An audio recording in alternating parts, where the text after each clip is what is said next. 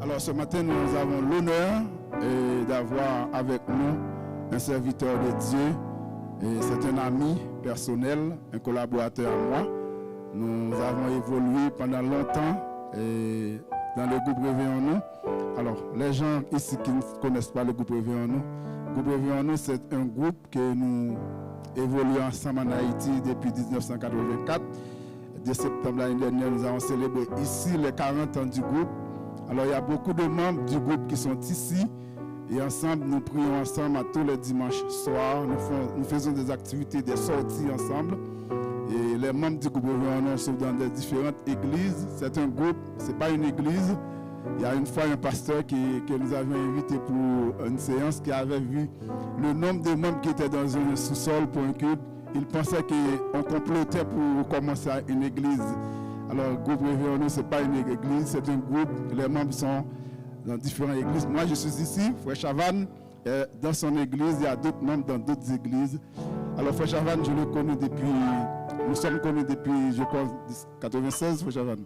Depuis 1996, nous avons évolué ensemble. Il a toujours été mon président et j'étais toujours dans le comité avec lui comme conseiller, comme responsable financier. Et c'est quelqu'un qui est très humble, très observateur. Ce n'est pas quelqu'un qui arrive quelque part qui va prendre la parole en premier. Alors, c'est quelqu'un que je connais. Je ne connais pas tout son CV, je ne peux pas vous étaler tout son CV ce matin. Mais je vous présente ce serviteur de Dieu qui va nous parler. Je suis sûr que le Seigneur a mis quelque chose dans son cœur pour nous enseigner ce matin. Eh bien, donnez un plat main à la présence de Dieu dans sa vie ce matin pour qu'il nous donne ce que le Seigneur nous a confié.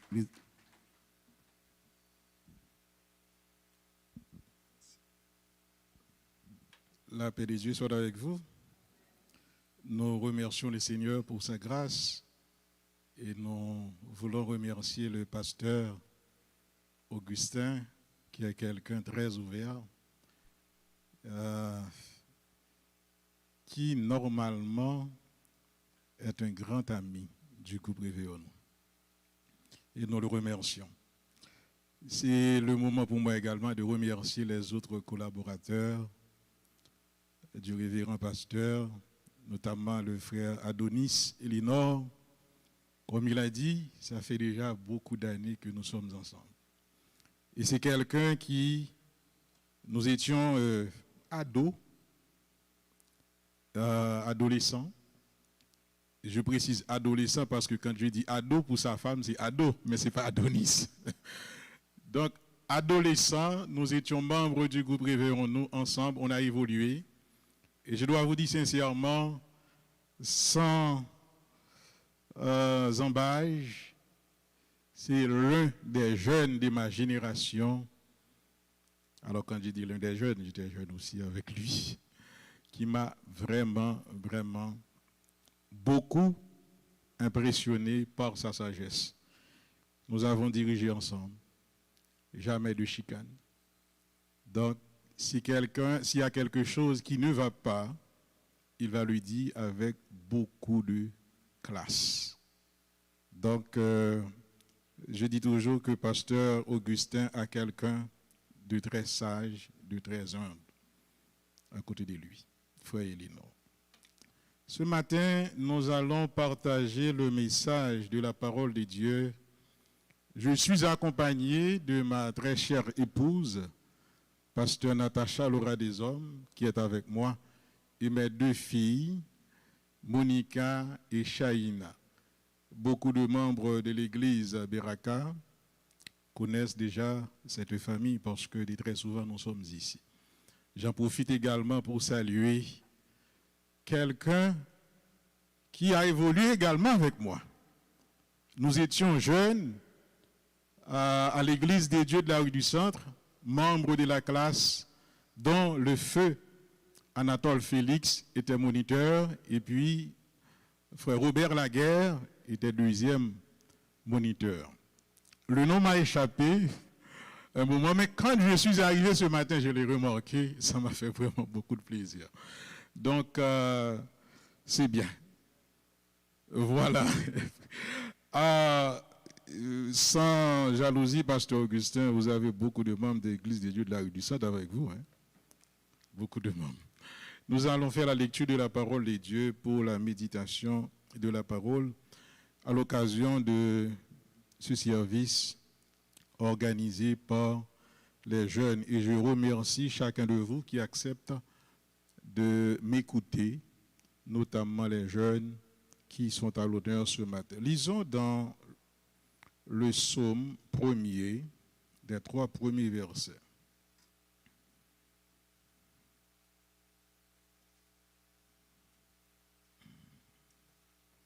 Psaume 1er. Je voulais justement vous avertir, on va faire pas mal de lectures par moment. Je lis pour vous. Heureux l'homme qui ne marche pas selon les conseils des méchants, qui ne s'arrête pas sur le chemin des pécheurs et qui ne s'assit pas sur le banc des moqueurs, mais qui trouve son plaisir dans la loi de l'Éternel et qui médite sa loi jour et nuit. Il est comme un arbre planté près d'un cours d'eau qui donne son fruit en son temps et dont le feuillage ne se flétrit pas. Tout ce qu'il fait réussit. Josué, chapitre 1er, le verset 7 et 8. Seulement fortifie-toi et bon courage en observant et en mettant en pratique toute la loi que t'a prescrite Moïse, mon serviteur. Ne t'en détourne ni à droite ni à gauche, afin de réussir partout où tu iras. Ce livre de la loi ne s'éloignera pas de ta bouche. Tu y méditeras jour et nuit pour observer et mettre en pratique tout ce qui est écrit, car c'est la loi. C'est alors que tu mèneras à bien tes entreprises. C'est alors que tu réussiras. Ce matin, mes bien-aimés, nous allons, pendant ces quelques minutes, vous parler autour de ce sujet, réussir avec Dieu. Réussir, c'est avoir une heureuse issue, un résultat escompté. Par exemple, les jeunes, au moment des examens, vous vous mettez au travail. Vous avez pris le temps de préparer votre examen. Vous vous attendez à un résultat certainement positif. Certainement. Vos parents attendent de vous votre réussite. Réussir avec Dieu, on a pris le temps de souligner réussir, mais nous voulons également souligner le mot Dieu. Dieu, dans ce contexte que nous allons parler ce matin, c'est vrai, c'est Dieu, Dieu le Père, Jéhovah, Elohim, El Shaddai, Adonai. Mais nous voulons ce matin surtout parler de Dieu en tant qu'Adonai, en tant que Seigneur dont nous sommes. Vous et moi, nous dépendons de lui. De ce Dieu que nous avons une dépendance totale de lui. C'est dans ce contexte que je veux parler de réussir avec Dieu. Mes bien-aimés, dans le monde spirituel, tout comme dans la vie séculière, pour réussir, il vous faut l'application de certains principes, de certaines lois, de certaines règles. Pour réussir, ça demande d'être quelqu'un de très discipliné. Quelle que soit l'activité que vous menez, ça requiert de la discipline pour avoir des résultats positifs. Dans ce monde que nous vivons, certainement, vous allez trouver des personnes en tant que chrétiens qui vous diront, mais écoutez, il fallait tout simplement mentir ici et tu allais avoir les résultats. Mais pourquoi tu refuses? C'est un simple mensonge, c'est rien. Dieu va vous pardonner. Ce matin, j'aimerais vous dire, peu importe ce qu'on vous dise, peu importe également des difficultés qui jalonnent votre parcours, si vous restez dépendant de Dieu, vous allez réussir. La paix de Dieu soit avec vous. Si vous êtes dépendant de votre Dieu, ce Dieu Adonai, peu importe les difficultés, les situations, vous allez réussir. Le premier élément que j'aimerais aborder avec vous, parlant de réussite avec Dieu, c'est d'abord de vous appuyer sur lui et de respecter ses ordonnances. Jésus-Christ lui-même nous en a donné l'exemple dans sa mission sur terre. Avant de faire quoi que ce soit, même avant de commencer son ministère, il a pris le temps d'aller devant Dieu pour lui demander la grâce et la direction. Jamais, je vous invite à tourner votre Bible quand vous aurez le temps chez vous, je ne sais pas. À aucun moment de la durée, Jésus-Christ n'a jamais pris la décision de faire quelque chose d'extrêmement important sans consulter Dieu, sans aller dans la prière. Pour lui, sa réussite dépend de Dieu. Ça dépendait de Dieu, donc il faut connaître ce que Dieu lui-même, il attend de nous.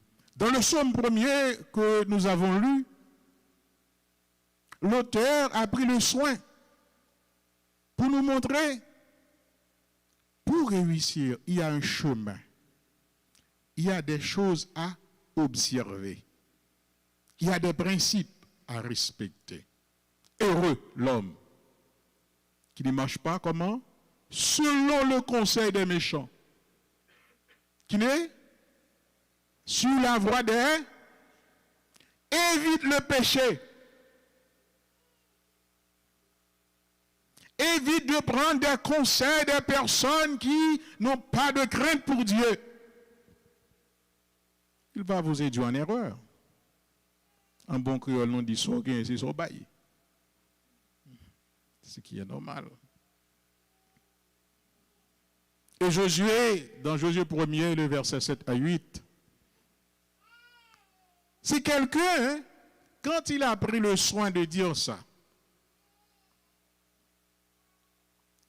Josué a fait des expériences avec Dieu lui-même. Josué, c'est un jeune qui était avec les autres là pour aller explorer Canara. Il en a fait l'expérience avec Dieu. Josué, de sa génération, ils n'étaient pas beaucoup. Il a su, parmi ces jeunes-là, survivre. Josué, c'est ce jeune qui avait de la crainte pour Dieu. L'Esprit de Dieu était sur lui. Est-ce pourquoi, quand le moment est venu pour Moïse d'aller rejoindre son maître, Dieu a fait appel à Josué et il a demandé à Moïse de bénir Josué parce que c'est lui qui va traverser pour entrer avec son peuple à Canaan. Il était jeune, mais il avait de la crainte pour Dieu. Et il a réussi son pari. Réussir avec Dieu demande d'avoir une relation d'intimité avec Dieu. Réussir avec Dieu demande d'être à l'écoute de Dieu et de sa parole. Mes frères et sœurs dans le Seigneur, ça me dérange toujours quand on comprend que les chrétiens, bien que la tendance est en diminution, ce sont des crocs, ce sont des ignorants, ce sont des personnes peu cultivées, c'est toujours des pauvres, économiquement et intellectuellement. Mais pourtant, il y avait 3 jeunes, quoique en exil, mais qu'ils avaient de la crainte pour Dieu, ils ont réussi formidablement. Il s'agit de Abed-Nego. Et leur ami Daniel également, qui était un grand intellectuel de son temps également, parce qu'il faisait partie des 120 satrapes. Non seulement il faisait partie de ces 120, mais il était parmi les 3 dirigeants, l'un de ces dirigeants-là.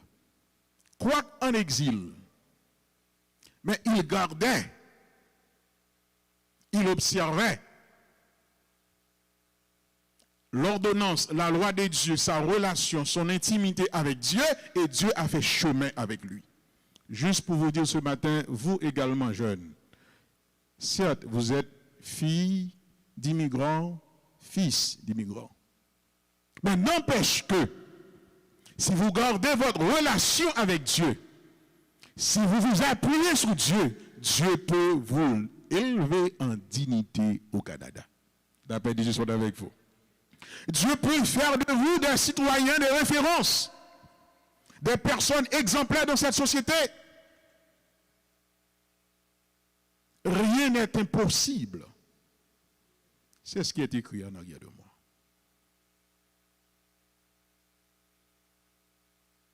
Ne vous laissez pas intimider. Daniel et ses compagnons ne se laissaient pas intimider. Ils craignaient Dieu. Ils marchaient avec Dieu. Ils faisaient confiance à Dieu. Et quand il y avait un problème qui s'est posé, Daniel a fait appel à ses amis. Ses 3 compagnons, ils sont allés dans la prière. Et Dieu les a donné le résultat qu'ils voulaient. Mais bien aimés, ce que je vais vous dire là, vous autres qui étiez à l'école en Haïti, il y avait cette phrase qu'on disait toujours, dis-moi qui tu fréquentes, je te dirai, la Bible, ce n'est pas quelque chose à l'haïtienne, c'est quelque chose qui est à l'intérieur de la Bible. 1 Corinthiens chapitre 15, le verset 33. Les mauvaises compagnies corrompent. Si vous voulez réussir, il faut savoir également choisir vos amis.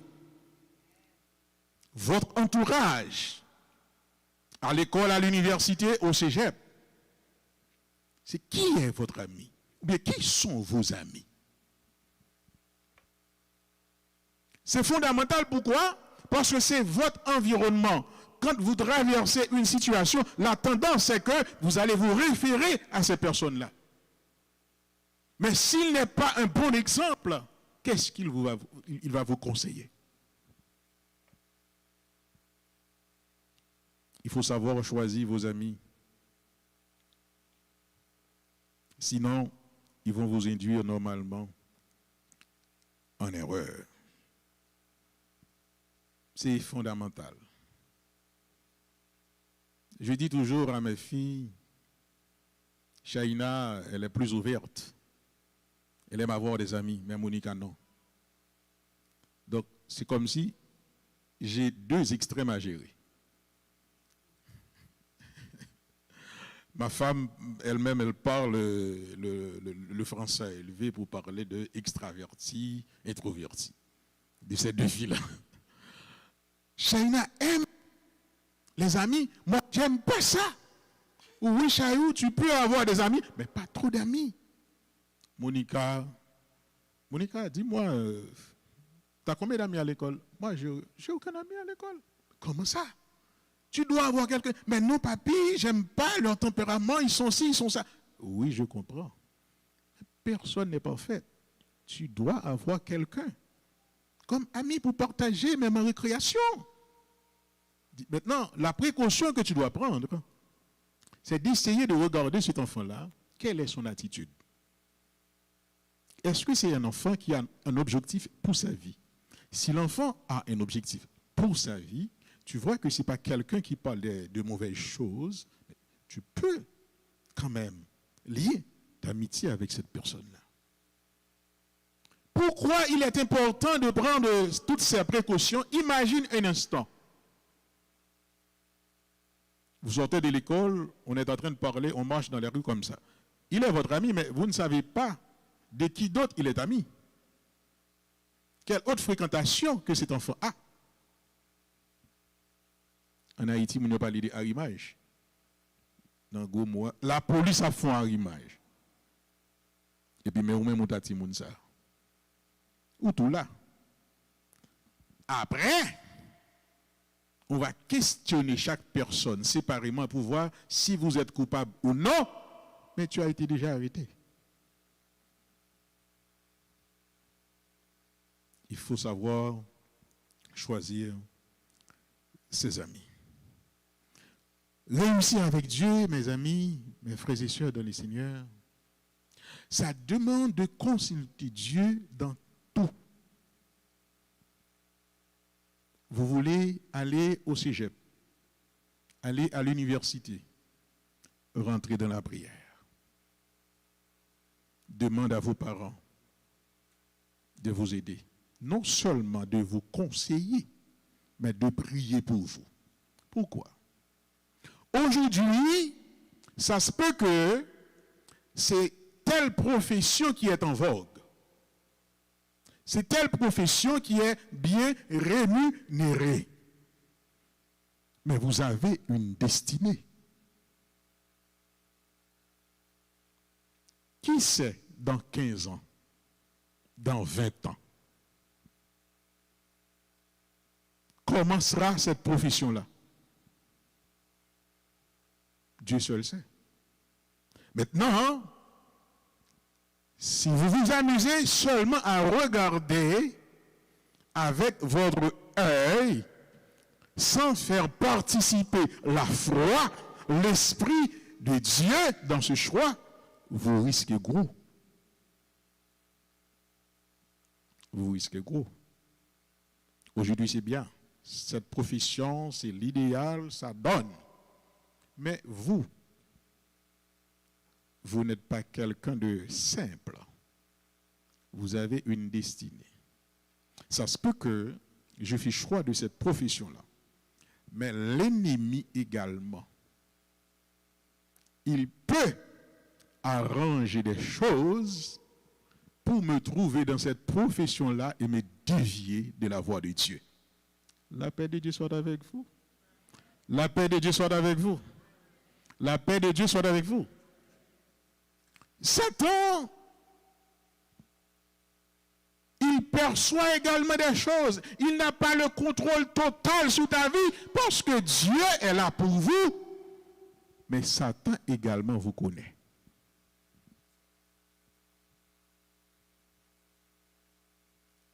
On ne va pas rentrer dans ce texte. Mais il a été accusé Job devant Dieu. Il a été accusé Job devant Dieu. Pour réussir, mes bien-aimés, mes frères et sœurs dans le Seigneur, comme il est dit dans le Proverbe chapitre 16, le verset 25, telle voie paraît droite à un homme, mais son issue, c'est la voie de la mort. Telle voie paraît droite à un homme, mais son issue, c'est la voie de la mort. Dieu seul est capable de nous épargner de ces choses-là.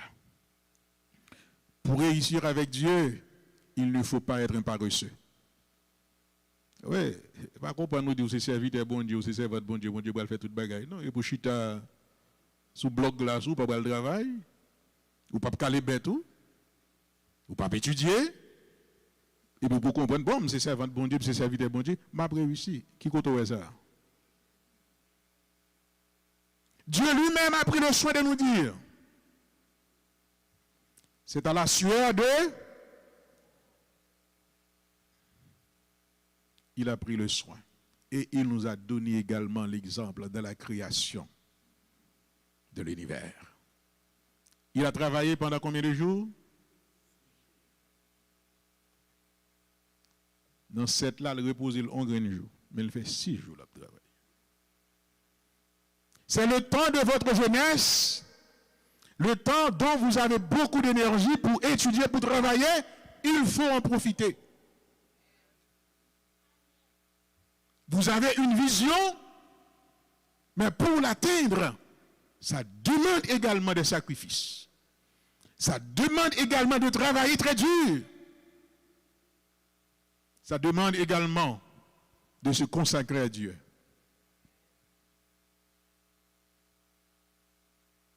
Il ne suffit pas de dire que je suis chrétienne, je suis chrétien, je suis fils d'une servante de Dieu, d'un serviteur de Dieu, je suis fils ou bien fille de pasteur ou bien de diacre. Non! Il faut travailler. Il ne faut pas être paresseux. Prendre l'exemple de la fourmi qui travaille en été, qui moissonne. Quand arrive l'hiver, il est capable de subvenir à ses besoins. L'apôtre l'a dit, si vous pas de travail, vous pas de manger non plus. Après, bon Dieu, ensemble avec vous. Abraham, c'était quelqu'un de très riche, je le dis toujours. Si on a pris le temps, si on veut prendre le temps d'actualiser, Abraham serait aujourd'hui un multimilliardaire. Job également. Il a gagné sa vie avec intégrité. Dieu a témoigné pour lui. C'est la Bible, ce n'est pas moi qui le dis. C'est la Bible. Job était un homme intègre, droit, mais quelqu'un de riche. Dieu n'a aucun problème avec la richesse. S'il vous plaît, si on faut comprendre ça, retirez la tête. Maintenant, c'est comment tu gagnes ta richesse. Est-ce que tu fais ça de manière loyale, correcte, droite? C'est ça l'important. Mais maintenant, tu as mis ton petit bémol, tant que Mounio t'a dit, il ne faut pas quitter les richesses là, il prend le dessus sous relation ensemble avec bon Dieu. Après, bon Dieu ensemble avec eux. Même cas, riche si bon Dieu, d'accord pour moi riche, il t'a tracé ça pour moi et que moi-même, moi, mettez mon travail. Frère Max, moi, on peut être grand et être riche. Partout, qu'on est capable de trouver. Aux États-Unis, Canada, en Haïti, partout. Mais ça demande de la discipline pour arriver avec ça. Troisième élément que j'aimerais rapidement regarder avec vous. Pour réussir avec Dieu, il faut avoir de la crainte pour Dieu. Il faut avoir de la crainte. J'ai bien dit, ce n'est pas peur pour Père bon Dieu, mais avoir de la crainte pour lui. Joseph nous en a donné l'exemple. Loin de ses parents, loin de son pays, il a su respecter Dieu face à la femme de Potiphar, qui voulait l'introduire dans des choses mauvaises. Mais Joseph a eu la présence d'esprit, la crainte pour son Dieu, pour dire, ferai-je un si grand mal à mon Dieu? Genèse 39, le verset 9. Vous savez, des fois, nous gardons un morceau de banane qui est maïs, que nous sommes en difficulté. Nous courons à le prendre en dehors de la volonté de Dieu, alors que bon Dieu t'a préparé joie pour nous, nous perdons. Avec la crainte qu'il avait pour Dieu, il a su écarter cette femme-là. Peut-être, Joseph t'a dit, c'est la femme de mon maître, je vais en profiter. Mais vous allez continuer l'histoire vous-même. Hein? Joseph était à la maison de Potiphar. Potiphar était maître lui. Vous savez, Joseph allait devenir premier ministre en Égypte. Il n'allait pas réussir s'il n'avait pas la crainte pour Dieu. Mais bien aimés dans le Seigneur, il ne faut pas seulement les jeunes avoir de la crainte pour Dieu, mais il faut avoir de la crainte pour vos parents également. La paix de Dieu soit avec vous. Ce n'est pas de la peur, mais de la crainte pour vos parents. Quitte maman là, quitte papa pas là, c'est pour qu'on ait qui principe que le débat pour respecter. C'est pour suivre. Directive le débat, c'est pour suivre. C'est comme ça que vous allez réussir dans votre vie. Tel a été le cas pour Joseph. Et je vous invite également à avoir son attitude, à adopter son comportement, à avoir de la crainte pour votre Dieu. Et si vous avez de la crainte pour votre Dieu, je vous garantis ça, vous allez être plus que vainqueur dans toutes les situations. Plus que vainqueur dans toutes les situations. Pour réussir avec Dieu, il faut savoir écouter vos parents. Il est dit dans Proverbe 13, le verset 1er, un fils sage tient compte de l'éducation qu'il a reçue de son père. Le pasteur Augustin, dans la présentation de l'enfant tout à l'heure, en avait abordé. Il faut respecter l'éducation reçue de votre père, de votre mère, pour réussir avec Dieu. Mais bien aimés, pour réussir avec Dieu, comme il est dit dans sa parole dans Proverbe 22, le verset 28, il ne faut pas déplacer les bornes que vos parents ont posées. Il ne faut pas. Ce matin,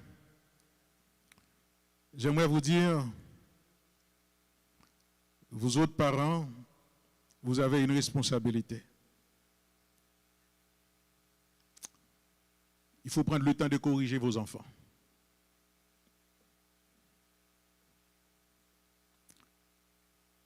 La verge, Proverbe 29, le verset 15, et la correction donne la sagesse. Mais l'enfant livré à lui-même fait honte à sa mère. De conclure, je vous invite à lire avec moi dans 1 Roi, chapitre 2, les conseils que David a donnés à son fils Salomon dans ces derniers jours.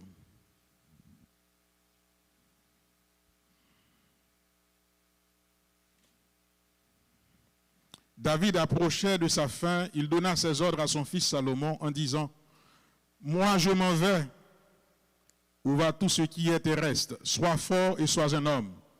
Observe l'ordre de l'Éternel, ton Dieu, en marchant dans ses voies et en gardant ses prescriptions, ses commandements, ses ordonnances et ses préceptes, selon ce qui est écrit dans la loi de Moïse, afin que tu aies du succès dans tout ce que tu feras et partout où tu te tourneras. C'était le conseil de David à son fils Salomon. Pour réussir avec Dieu, il faut que, comme il est dit dans Psaume 127, que la maison soit bâtie par l'Éternel. J'ai été jeune et j'ai vieilli, je n'ai point vu le juste abandonné, ni sa postérité mendiant son pain. À vous, mes chers amis, chers frères et sœurs dans le Seigneur, chers jeunes, de prendre la bénédiction, de vous appuyer sur Dieu, de travailler durement, de ne pas être des paresseux, d'avoir de la crainte pour Dieu et pour vos parents. Ainsi, vous aurez la bénédiction de Dieu. Et c'est la bénédiction de l'Éternel qui enrichit. Et il ne l'a fait suivi d'aucun chagrin. Qu'il en soit ainsi pour vous. Que le Seigneur vous bénisse.